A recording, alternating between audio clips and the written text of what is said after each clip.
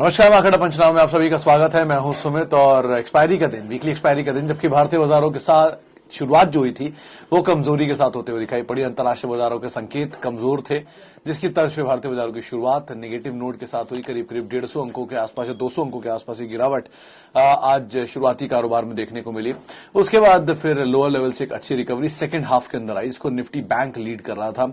Majorly IndusInd bank, axis bank, Kotak, बंधन, ये कुछ ऐसे नाम हैं जो कि लोअर लेवल से एक अच्छी रिकवरी दिखा रहे थे। और बैंक्स के साथ साथ सपोर्ट जो था वो selective mid cap, small cap में भी था।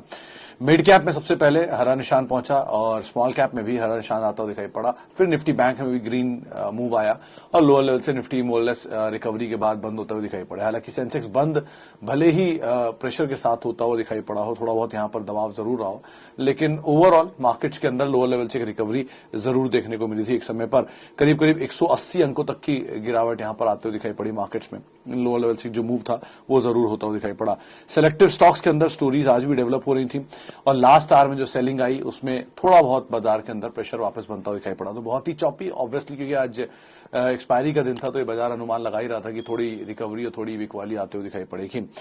अच्छी रिकवरी आई थी निफ्टी बैंक में, लेकिन लास्ट तक आते आते वो भी 200 अंकों के आसपास की गिरावट में बदल गई। निफ्टी में करीब करीब 17,750 के आसपास क्लोजिंग थी, जो कि लोअर लेवल से कुछ पुल बैक मार्केट में जरूर आया, लेकिन उसके बावजूद भी यहां पर प्रेशर बनता हुआ दिखाई पड़ा। और आज जो बैकफुट पे आए वो सेक्टर जो कि अब तक तेजी के साथ कामकाज कर रहे थे, मिसाल के तौर पे जो आईटी तेजी में था वो थोड़ा सा बैकफुट पे जाता हुआ दिखाई पड़ा। चलिए अब सवाल जवाब का सिलसिला शुरू करेंगे और बातचीत करते हैं कुछ सवालों को लेकर। सबसे पहला सवाल शिवम मिश्रा साहब का, हर रोज की तरह। पहले तो मिश्रा साहब बहुत बहुत शुक्रिया, आप हर रोज आप सवाल पूछते हैं, सबसे अच्छी चीज तो ये है। खैर, Reliance is taking debt, they told we are now debt free.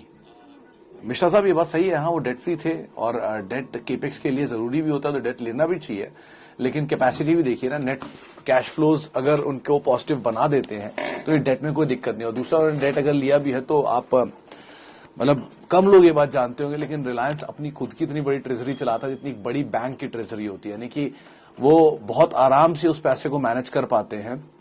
कम ब्याज पर पैसा लेते हैं और ज्यादा ब्याज पर पैसा इन्वेस्ट करते हैं, इसलिए रिलायंस के जो गेन्स होते हैं, ट्रेजरी गेन्स, वो कहीं ज्यादा होते हैं क्योंकि वो बहुत अच्छा मनी मैनेज कर लेते हैं। तो अभी उसी के मद्देनजर उन्होंने एक ओवरसीज डेट रेज कर रहे हैं $400 करोड़ के आसपास का, जो कि 30,000 करोड़ रुपए बैठती है, लार्जेस्ट एवर है।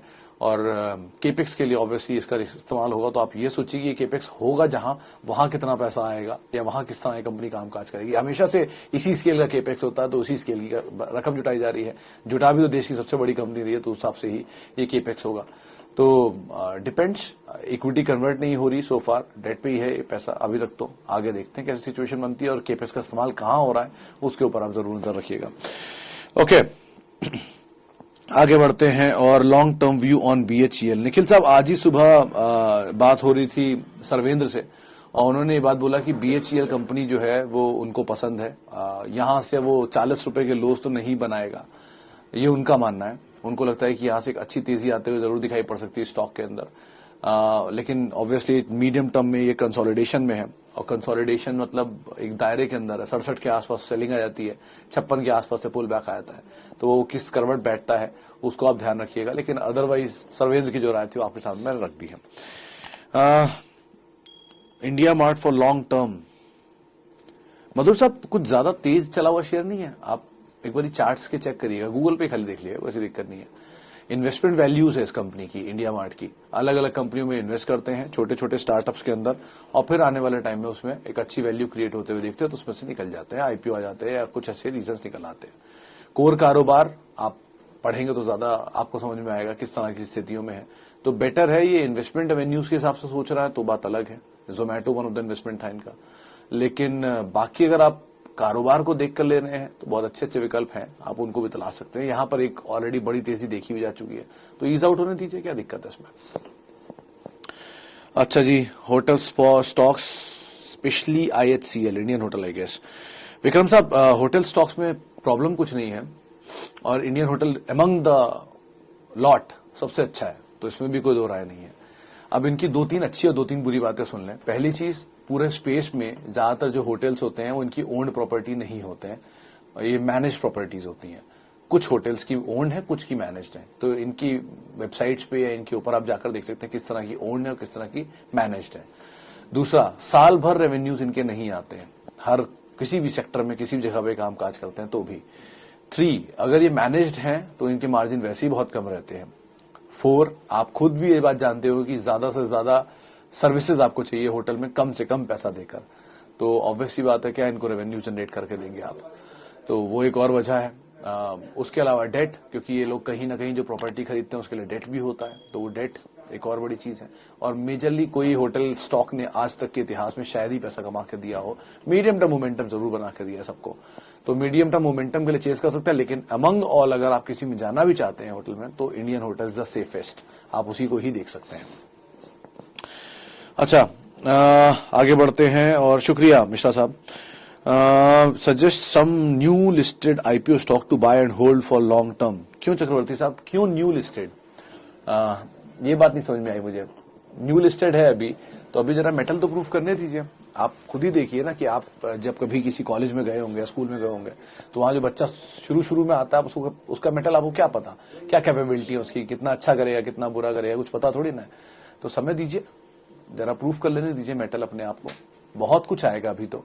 जैसे मिसाल देता हूं, 2004 में जब टीसीएस का आईपीओ आया था, तो उसके बाद 2008 की मंदी आई, 7 का वो तेजी आई, 2010-11 में से जो एक फॉल आया था चाइनीज, उसमें उसके बाद फिर वो नोटबंदी, ऐसे बड़े सारे मेटल, बहुत सारी ऊपर नीचे के बड़े बड़े इवेंट हुए, वो सब उसने देखे, और उसके बाद वो जाके आज देश की सबसे बड़ी कंपनी है। तो इस तरह से मेटल प्रूफ करने दीजिए, बहुत सारी कंपनियों को करना पड़ता है ये सब काम, सब करेंगे, उसके बाद जो निकलेगा वो अच्छा ही होगा, ऑब्वियस सी बात है। तो आप उसको तलाशिए, ज्यादा बेटर है। अभी क्यों जल्दबाजी मचा रहे हैं, कहाँ भागे जा रहे हैं? पुरानी लिस्टेड कंपनियों को देख लीजिए, उनमें इतना सारा माल मिल रहा है, उन्हीं में इतना अच्छा अवेलेबिलिटी दिख रहा है दामों में, उनको ही आप देख लीजिए, क्यों नए की तरफ भाग रहे हैं? कोई नई कंपनी का पुराना बिजनेस ही देख लीजिए, चलिए वो भी एक अच्छा एवेन्यू बन सकता है आपके लिए। ओके, आगे बढ़ते हैं। और Nelco and FM, sir Nelco तो अच्छी कंपनी है, इसमें तो कोई दो राय नहीं है। टाटा ग्रुप में टाटा कम्युनिकेशन, नेल्को और तेजस 3 कंपनियां हैं, तीनों में ही इस स्पेस में, तीनों में तेजी, और नेल्को तो एक तरफा चल भी रहा है, सर्किट चलता है आजकल, T2T में है, नीचे मिल जाए तो बढ़िया है, बहुत अच्छा है, आपके पास है तो आप बने रहिए, कोई दिक्कत नहीं। फीएम भी अच्छी कंपनी है, इसमें भी कोई दो राय नहीं है, लेकिन फीएम में वॉल्यूम थोड़ा कम रहता है, इसलिए फंसने के चांसेस होते हैं। वैसे दोनों कंपनी अच्छी है, अगर आपके पास है तो आप बने रहिए, नहीं है तो नीचे की तरफ खरीदारी करिएगा, यहां मत खरीदारी करिएगा। Okay,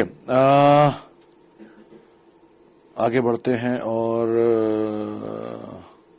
local TV cable operator providing RailTel fibre broadband services. Malik साहब, तो आपको ये लग रहा है कि रेल टेल इसमें उतर सकते हैं? आप एक काम करिए, अगर आपको ये सही मतलब ट्रिगर सही है, इसमें कोई बुराई नहीं है, अच्छा होता है कभी ऐसे ऐसे ट्रिगर ढूंढना, और ढूंढते भी रहा करिए आप, लेकिन मीडियम टर्म के लिए, लॉन्ग टर्म के लिए नहीं।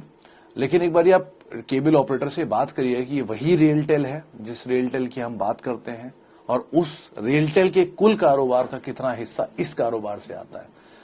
तो आप ये चीजें देखिएगा, अगर ये सब चीजें सही हैं तो आप इसमें जरूर एंटर कर सकते हैं। लेकिन केबल ऑपरेटर कारोबार में डीटीएच भी है, उसके बाद अब तो आप खुद ही नेटफ्लिक्स और अमेजन पे पहुंच चुके होंगे, तो आप जानते होंगे किस तरह के कारोबार आप यूज करते हैं केबल का, कितना यूज होता है। छोटे शहरों में Tier 7 Tier 8 सिटीज में तो शायद हो भी सकता है, लेकिन फ्रंट में तो शायद ही होता है, और वो भी डीटीएच ही कवर कर देता है। तो सेक्टर भी देखिए, उसके बाद जो आपने ट्रिगर ढूंढा उस ट्रिगर को एक बार खोजबीन और कर लीजिए, उसके बाद रहना ज्यादा बेटर रहेगा इसके अंदर। HDFC life for 9 months 691, what to do now? Golwa साहब, मैं कैसे बताऊं क्या करना चाहिए? होल्ड करिए अगर आपके पास है और आप होल्ड कर सकते हैं तो, अगर आप होल्ड नहीं कर सकते तो निकल जाइए, ऑब्वियस सी बात है।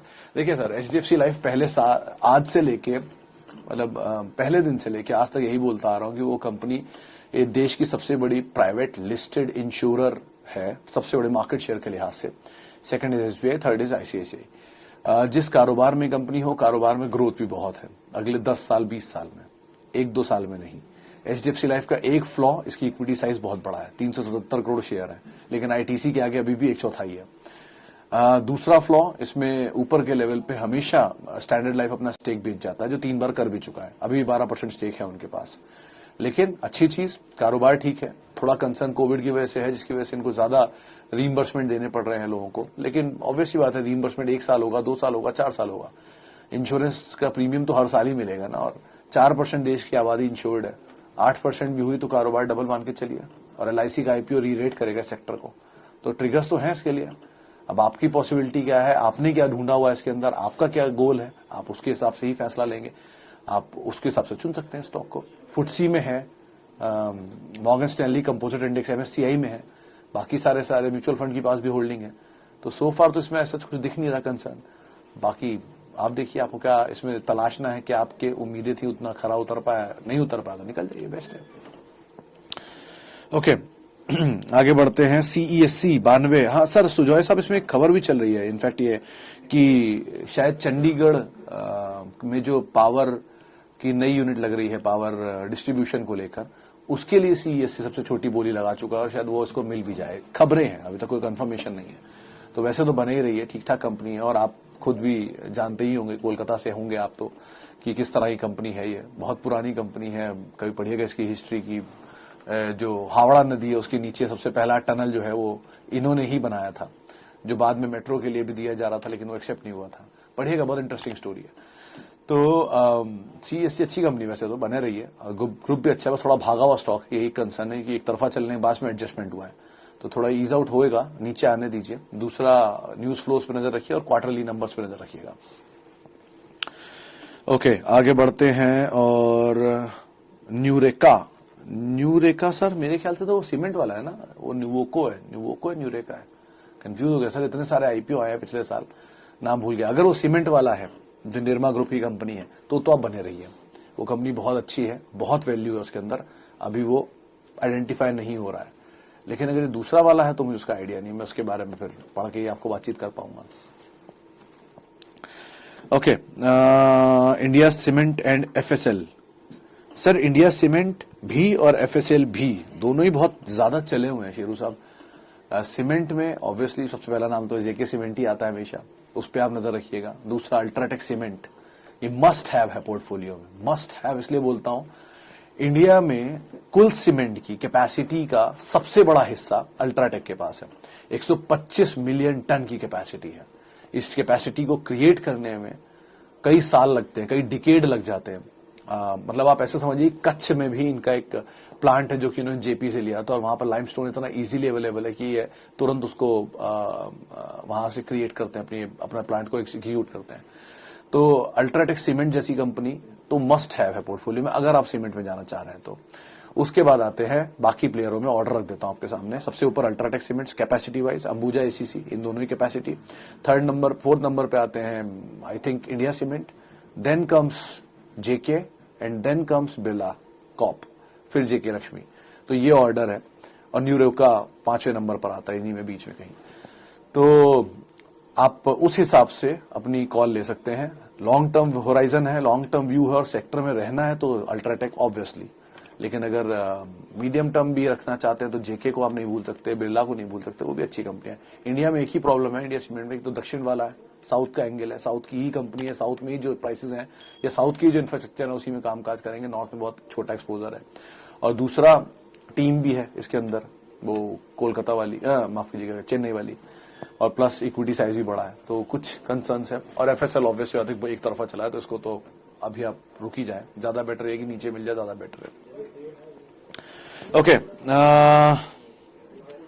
हाइड्रोकार्बन थीम स्टॉक, हाइड्रोकार्बन अभी तो शुरू भी नहीं हुआ कौशिक साहब, नहीं मनीष साहब। हाइड्रोकार्बन रिलायंस ऑब्वियसली सबसे बड़ा ही होगा जब ये आएगा। किसी भी कंपनी के लिए जो भी सेक्टर में रिलायंस उतर रहा है वो वहां का सबसे बड़ा प्लेयर होता है, ये आप मानते ही होंगे। रिटेल में ले लीजिए, ऑयल एंड गैस में ले लीजिए, टेलीकॉम में ले लीजिए, क्योंकि वो वेव क्रिएट करता है हमेशा। तो सेक्टर को पहले डेवलप होने दीजिए, फिर जाइएगा, ज्यादा बेटर है।